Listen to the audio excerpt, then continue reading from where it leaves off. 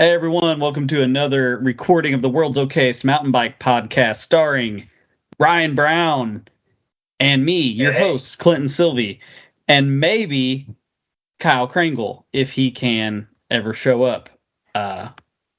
He told us to get it ready and he'll jump on, or he's ready to go. I don't know how many minutes ago that was. He is not here.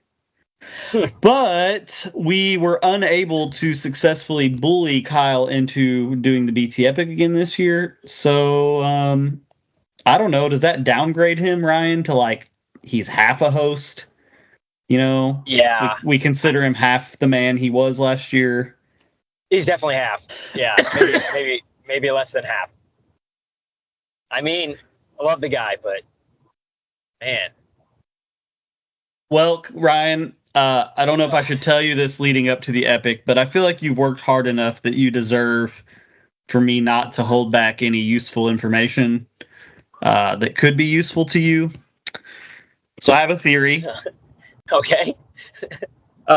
Because I have done 2 over 40-mile rides where I ended pretty hard. Like I ended them putting in hard efforts up climbs.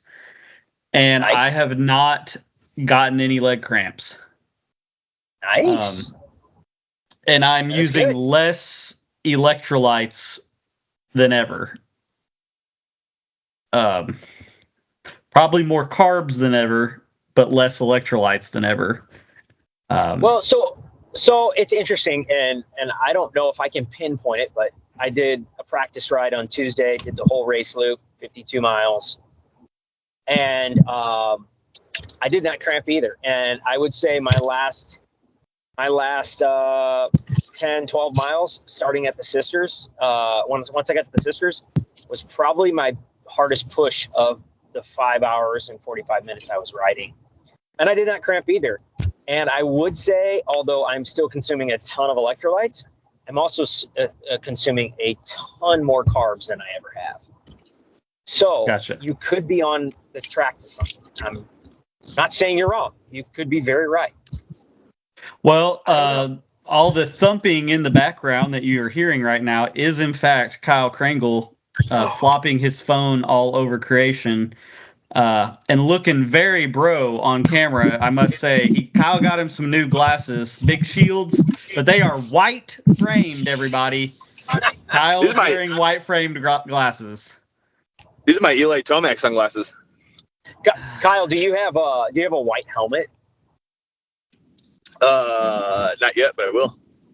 I think if you have white frame glasses, you have to have a white helmet to go with it. Yeah. No, so I'll have a Panda helmet here shortly, hopefully.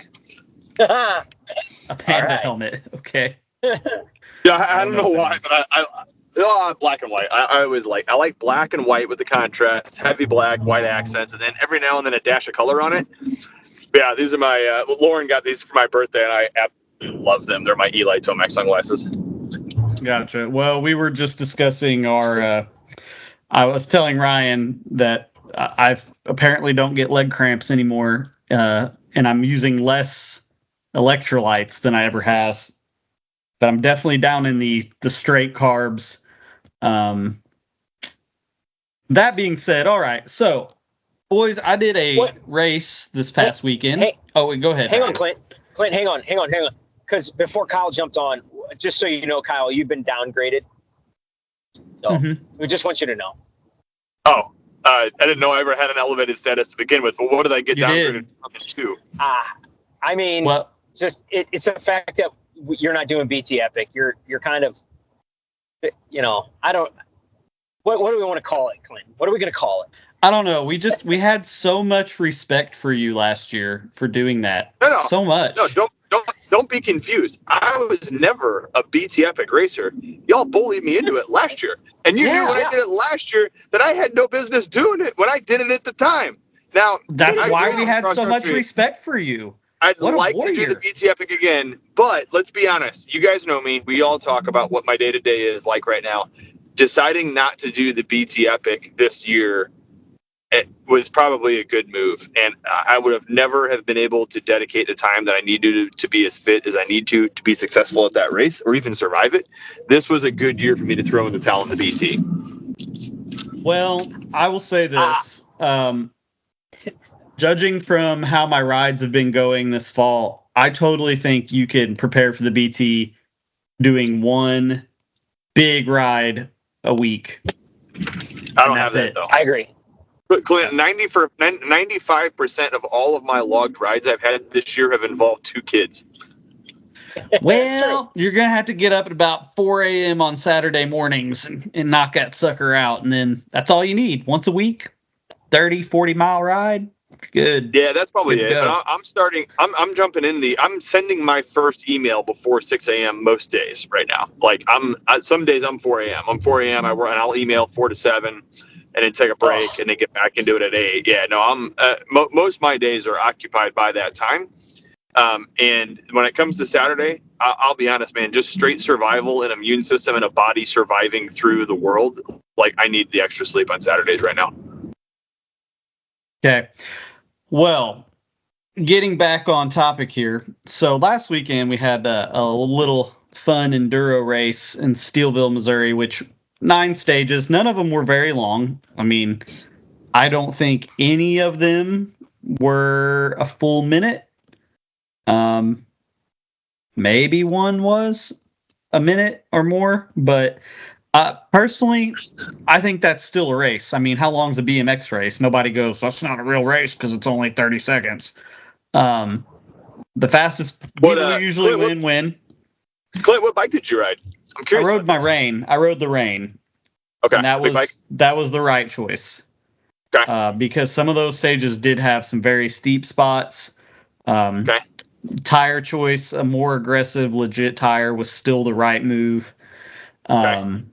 There was some very hard G outs. I would not have been comfortable sending the small bike quite as hard. Was there any pedaling at all, or could you do a bigger gnarly tire and have almost no pedal deficiency at all? There was definitely pedaling involved, but it was so dry and loose in the corners and stuff. I think I would have been way more hesitant on a more fast rolling tire. So I definitely think I had the right bike and tires. When it's an enduro like that, there was enough steeps and rough stuff. The bigger bike, but especially the grippier tires, was certainly the way to go.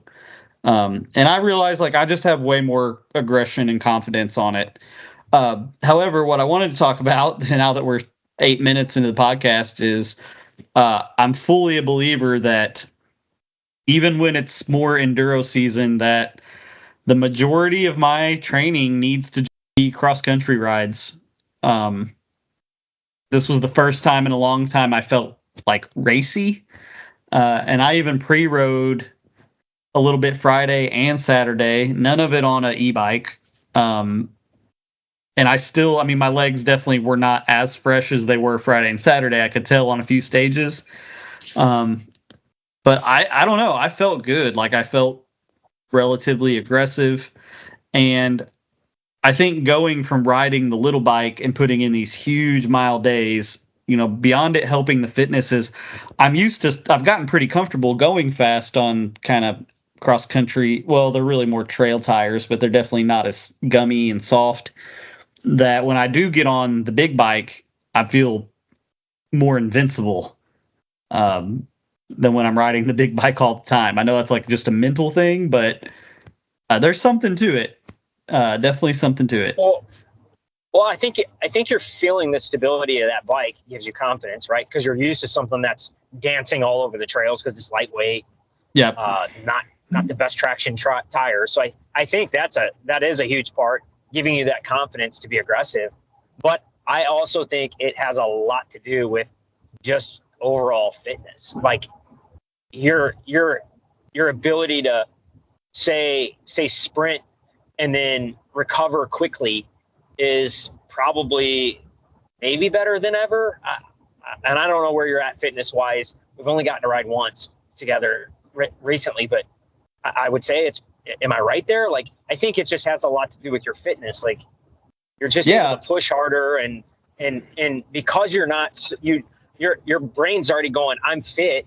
You're telling yourself you're fit. You know you're fit, so you're enabling yourself to push harder and longer on those, even if they're short stages.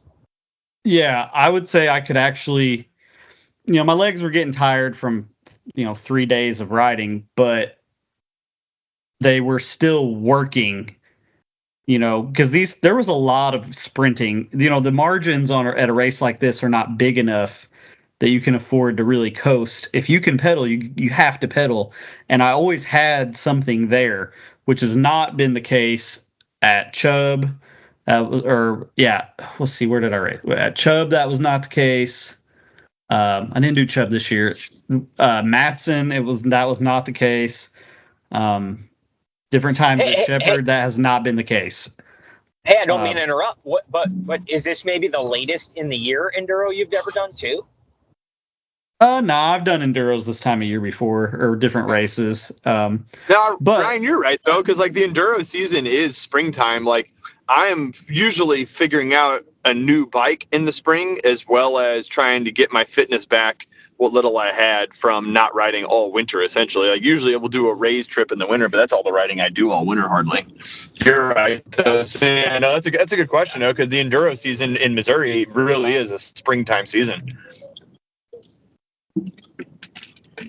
Yeah. So yeah, I think maybe that's some of it, Clinton, too. I think it's just all kind of coming together good. It came together good for you last weekend, right? You got a pretty good result. Yeah, I didn't note it other than, I could have probably been one position higher if I had pre-rode with the teenagers, because they found a really good, I say it's a sneaky line, because it definitely was not the intent of the course director for this to be a line, but they found it, and it's fair game because he didn't tape it. He's like, my bad. Like, I should have seen it and realized what they were going to do. And I had just never crossed my mind, and it had to be worth a solid 2 seconds or more on the urban stage. And I botched the urban stage. I mean, everybody in my class was like 2.5, 3 seconds faster than me on the shortest stage of the whole day. And I ended up missing third place by 2 seconds. Although I still don't feel too bad, because I looked at the guy that got third. He had an even bigger mistake than me. So he was just better. He was just faster. He's just a bit faster rider right now. So I'm fine with that. Who is that? Ryan Young, real nice guy, podcast listener, told me after we'd been chatting, he's like, by the way, I listened to your podcast. I'm like, sweet. Got a few of those this weekend, but nice. Yeah, real nice guy. The thing is, this race, I feel like, is the kind of racing, sort of like Sketchyville, that people tend to say they want. Cheap is $35 to enter. The stages were really fun. It wasn't too big of a physical ask. I know like 9 trips back up seems like a lot, but honestly, once you got past stage 1 and 2, where you had to hike out of this really steep river bottom, not that hard to get back to the top. The stages, like I said, they weren't that long, but they were fun. They were action packed. They had steeps, they had jumps, they had berms, they had, if you wanted some sketchy, real steep log rocks, loose. I mean, it had a little bit of everything. It really did. Only thing it wasn't overly rough. There were a few spots that it was definitely nice to be on the big bike, and there was a decent turnout. But man, I'm just like, oh, what do people want? Like, it wasn't a death march. It wasn't cross country trails. I'll be honest. The whole weekend sounded fun to me. Kyle is like this. Like, if there was one enduro race for you, this is it. No, like, I know this one is the Kyle one for sure. I know. Like, no, I saw this and I looked at it with that idea. Like, in my head, I was thinking, this is a race that if I was ever going to show up with an off the couch effort and just have a great time, this would be the race that I should do that at. Like, I enjoy the trails down there. I like the format. I like the short stages, the easy recovery, the like all of that was in my wheelhouse of not only fun but also competitive, right? Like a 60-second stage, I can go ham for 60 seconds, not much longer than that, but like the fastest I ever am are the first 60 seconds of any stage. And so I wanted to do it. I just couldn't. We've got too much going on. I've got too much going on in my own world that like asking for another weekend where, asking for a weekend where, you know, I got to just disappear for an entire Saturday or Sunday. It just didn't work out for me and the family. I'm bummed about it. I think my kid would have had a blast at it. He would have been able to ride almost all the stages, I imagine. I need to make the next one. I probably need to plan for it further out and get it on a calendar instead of trying to figure it out 3 weeks out. I just wasn't able to. Well, and if you ever wanted, you know, after the Epic's over, I would totally go ride with you and do the entire race over, like just so if you wanted to see what it was like. I would. We'd be able to do everything but the urban stage. So I don't know if Connor, there's a few hairy spots, especially the first 2 stages. I would not send Connor down yet. But some of the other ones, you know, would be fine. But I wanted to touch on, at a race like that, it's kind of the first time where I truly believe, because I beat the guy that got 5th by like half a second. It was tight. Now, I told him not to feel too bad because he put 3 seconds on me on the shortest stage of the day on the urban because I didn't know the sneaky line, and I botched a turn. It was just terrible. But people are going to absolutely hate when I say this, but I truly believe if I was not running a SRAM Axis transmission drivetrain, he would have beat me. Because, I mean, I think it was less than half. It was somewhere around half a second total that separated us. And I'm telling you, the ability, every start, I had it in whatever gear I really wanted to start pedaling with, and then I could just keep clicking up without just like a automatic transmission. And it was full power. Every start was like, to me, the start of a BMX race. I was giving it everything I had, and to be able to just click them and just have a constant acceleration for maximum speed was like perfect. Bang, bang, bang, banging gears, huh? But that's the thing on transmission is you're not banging them. They don't bang. It feels like that. No, it feels so perfect. Good. It's perfectly it's smooth. Perfect. If I'd been on my little bike, I would have had to kind of, you kind of got to let off. I mean, you can clank them if you want, but you're eventually going to break a chain or something. The difference between transmission and regular axis even is it's night and day when you are full sprint trying to eke out every 10th of a second you possibly can. And it just worked perfect because I never had to compromise. Like sometimes you might start in a gear that's a little too high and you kind of really struggling with those first couple cranks, or you start in a gear that's too low and you kind of spin out because you can't shift how you want. Transmission, it was literally start in the perfect gear and just tap, tap, tap, tap, and never let the power off. If we were somewhere like Shepherd or even anywhere else, honestly, where the stages are longer,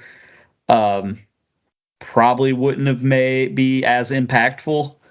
But these stages, you had to eke out everything you were capable of eking out because just it was that tight for everybody but the top two. The top two kind of waxed everybody else, but third, fourth, fifth, sixth were not big gaps.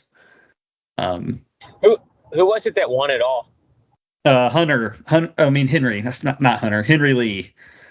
The teenager got us. Wait. Is that Henry sucks at bikes? Sam sucks at bikes. Got 5th. Sam sucks at bikes. Okay. Yeah, I can't remember Henry's Instagram. Dude, Henry's horrible at bikes. That's it. Henry's horrible. Yeah. I tell you what, man, those kids spend some time riding some bikes. Mm-hmm. They those boys can ride. And I told Dave Elkin and Jeff Powell at the beginning of this race that if I didn't do good in pro and was like not on the box, that I was going to remove myself from pro and move to the 36 plus expert, drop down, starts. But I managed to do. I felt it was nice. It was the first time in a long time in enduro that I went in. I felt racy. I felt confident in my riding. I have not felt that in a while. The last couple times I've raced at Shepherd, maybe it's because we just had a baby in May. Maybe it was me fooling around with tires that I shouldn't have been fooling around with. I don't know, but I have lacked that kind of confidence and aggression to just like go for it. I finally had that back, and yeah, it made me happy to race again. Like I didn't leave angry like I've left angry from just everything that I've done this year. I've just been like, what is wrong with me? I'm terrible. But I'm proud of you, Clint. Good job, man. People are sleeping on Vittoria again. These Vittoria Mostro race, specifically the race compound, that softer one. I didn't think about my tires all day. Like, just didn't think about them, didn't worry about them. I put the air in them and I rode, and they were just fine everywhere. Like there was nothing weird going on. I think the same thing for the Epic. I've got 2.6 wide tires on for a cross country race, but when you weigh 190 something, again, I think about how many pounds of pressure am I putting into the ground. Wow. I want the least amount, so I just kind of float. I just hope you don't go changing tires now that you're saying this. Like, no, I'm not. No, I'm good.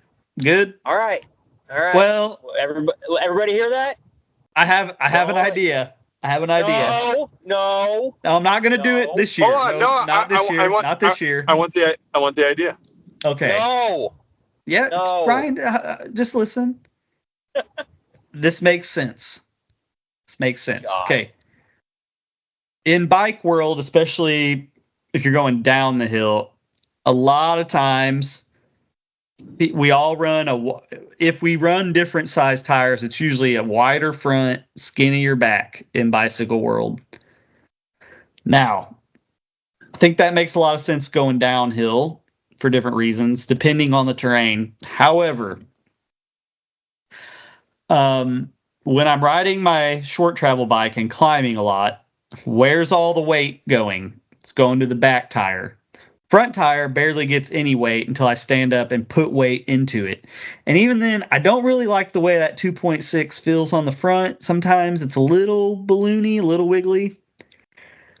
So I was thinking maybe next year I go 2.6 Mezcal rear.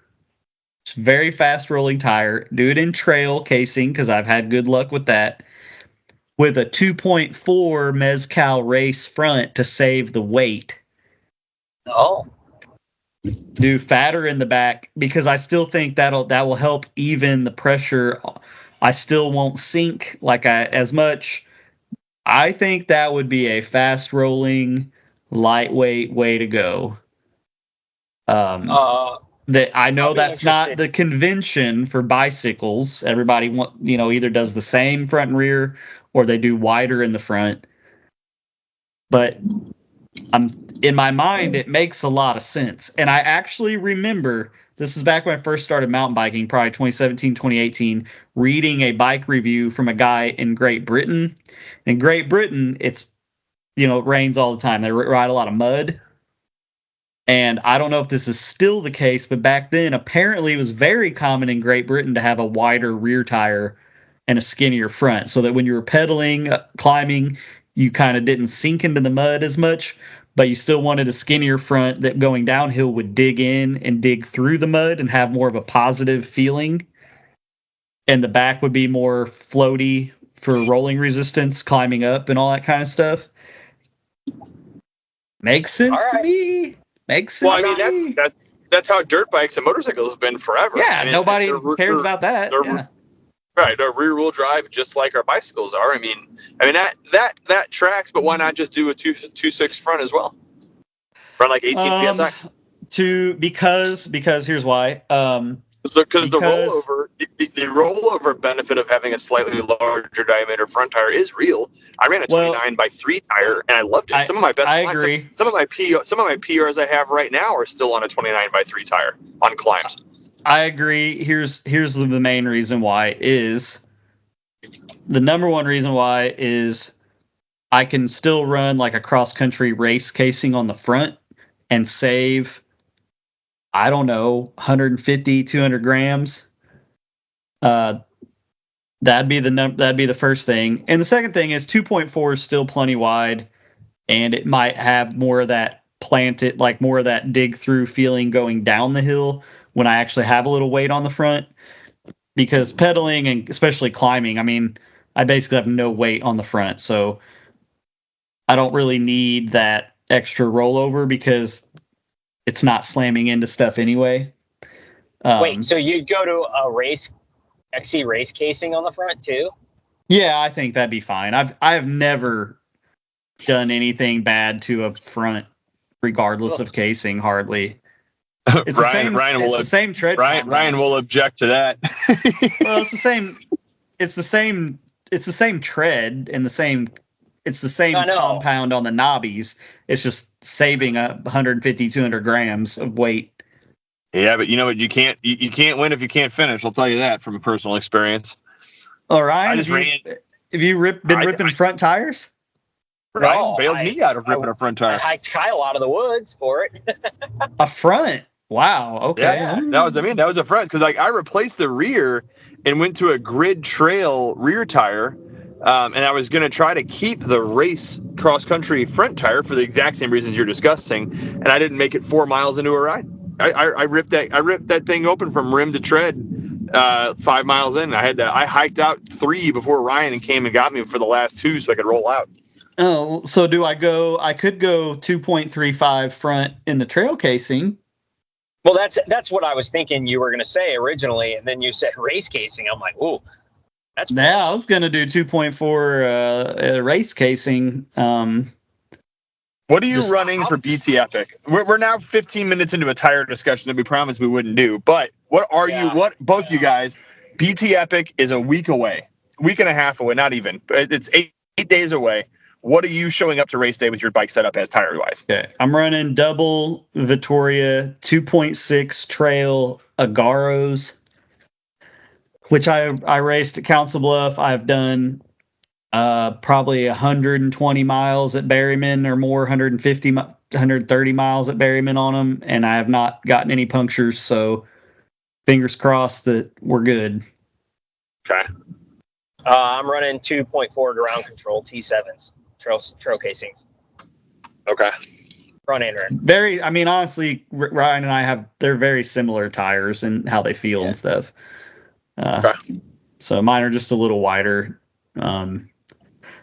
If I were to guess, the Vittoria compound might roll a little faster, but I think we're talking probably tomato here. Not enough. I don't know that you would notice. It's yeah. I think Ryan opening his, using his suspension is going to help him more than anything. Man, I feel way better with suspension open now. Yeah. Oh goodness. Yeah, that was crazy. But I will say this, just to have content. If you're somebody who is on the fence about doing a different discipline, whether you only do enduro and you never do any kind of cross country, or if you only do cross country and you never do enduro, if you can find one or the other at a trail system that you like, do multiple kinds, people. It's so much fun. And honestly, if you're enduro and you're not so sure about the cross country thing, do something like the BT Epic that's like marathon length, which I know sounds crazy, but it's lower intensity. So I think you can enjoy, you can enjoy being on the bicycle. Now, at some point, I don't care how slow you go, at some point the misery does kick in, but it's worth it. Yeah. And then you can Well, be I mean, really like last dramatic and come across the finish line and throw your bike down and lay on the grass and roll around like Kyle did, and everybody will cheer for you and it'll be great.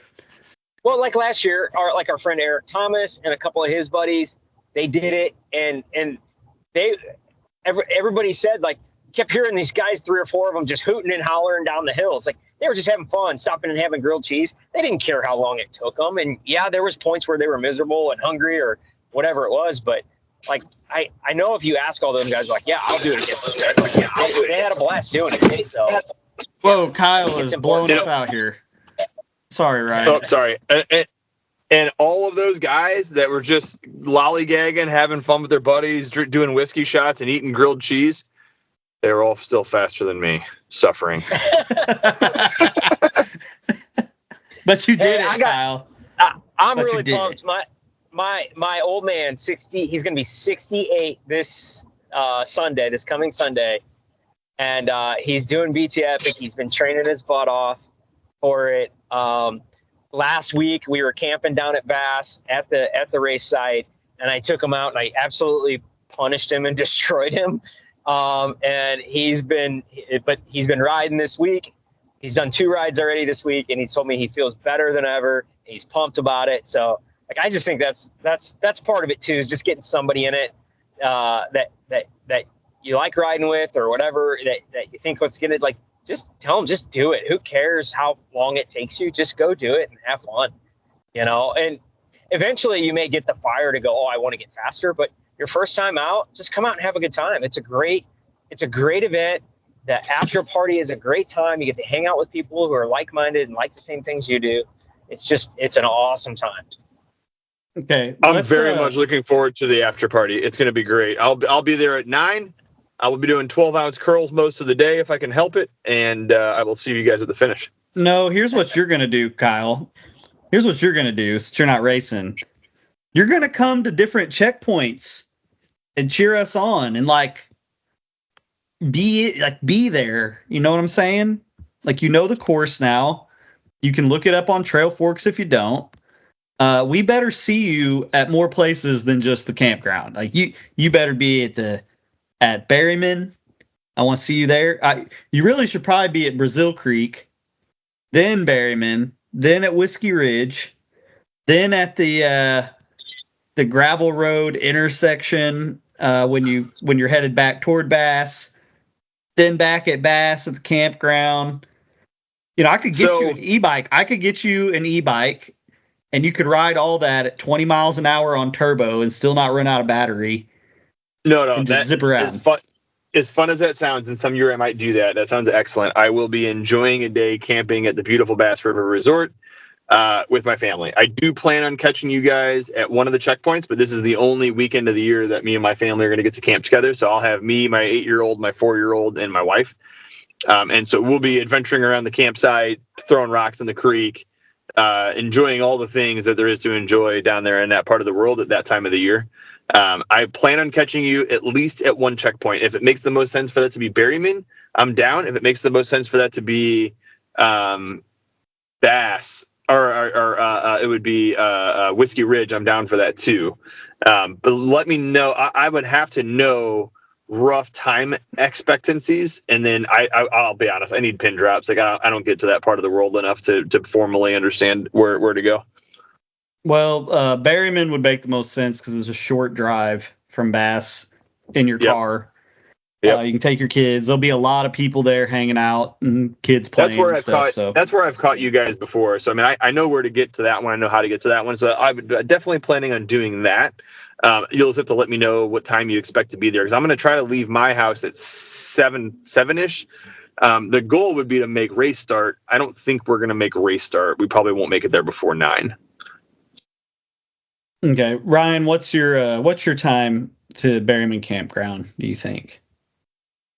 I think Ryan bailed. Oh, shoot. He sure did. Well, I'll tell you mine from last year. If I can find it super duper fast. Whatever. I'll just tell you, Kyle, you can expect to see me at Berryman Campground probably around 11. That's 2 hours, 15 minutes. I probably won't make that. we'll say 11:30, but Ryan would probably be there by 11, I would say. So, Ryan, all is that right, what you're folks. thinking? Sorry, guys, say that again. What time do you think? What's your ETA to Berryman from race start? So race start, you guys roll at 8:45. We probably will be pulling into camp, hopefully very close to that time. I'd love to catch race start. I don't know if we will, but I want to catch you guys at Berryman. What do you think your arrival time at Berryman is going to be after Bass from race start? Well, race starts 8:40, so 2 hours and 10 minutes max. So yeah, 10:50, 11-ish, somewhere in there. Okay, I'll probably try to plan to be there at 10:45, and then I will hang out until I see at least both of you guys. Hopefully, I guess Harry and Nathan will probably be ahead. Harry will be for sure. I'd like to think Nathan will probably be there too. Caleb will probably be there. Caleb, I think, is shooting for a sub 5 hour this year. Ryan, are you thinking sub 5 is in your wheelhouse this year? No, I won't be sub 5. I'd love to say I'll be 5:15. Okay. I'll be closer to 5:20. But yeah, I won't be sub 5. Caleb's gonna be fast. Harry's gonna be fast. I don't know where Nathan's at. I mean, Nathan's probably faster than me. But yeah. Yeah, so maybe that's my plan. Maybe my plan is probably thinking. Yeah, I'm thinking maybe I'm Berryman with the family at 10:30. Like get to camp, get our tent going, and then roll up to Berryman and catch you guys all there. And then after I see all you guys roll through, we'll just head back to Berryman and hang out and party for the rest of the day. Wait for you guys to get to race finish. Yeah. So That sounds like a plan. I was Berryman at 11:10 last year. Okay. 11:10 is what time I got to Berryman last year. Gosh, I love Trail Forks. What a great app. So yeah. Hopefully, maybe I get there by maybe I get there by 11 this year. I don't know. Kyle's got to go, Clint. All right. Well, thanks for listening, everybody. If you want to catch me and Ryan during the race, beat a Berryman by, we'll say 10:30, and then you'll get Ryan first and then me later. A lot of nonsense in this one, but man, I had a couple listeners tell me that's what they like about it, so I guess this is what we'll keep doing until we have something smart to talk about. Thanks for listening, everybody. Real quick. Jeez. No, this is next episode. It's good content. So I love night riding. For the longest time of my life, riding at night was the only rides I got to do. You guys like night riding as well. We do night rides all the time. I would like to have a podcast talking about night riding, and I would love to ask the owner of Outbound Lighting to join us for a podcast. I don't know if he'll have time or if he'll be able to. Are you guys interested? Listeners, please comment if you would like to learn more about the light industry, and night riding. Would you like us as a team to interview Matt and/or Tom from Outbound Lighting? If so, comment, and then I can get a communication going and see if we can get that teed up. I think that'd be a good interview, though. 100%, because I had an idea for him the other day, and I got to remember what it was. But yes, we will try to do that. Hopefully that'll work out. All right, thanks for listening, everybody, and we'll catch you on the next one.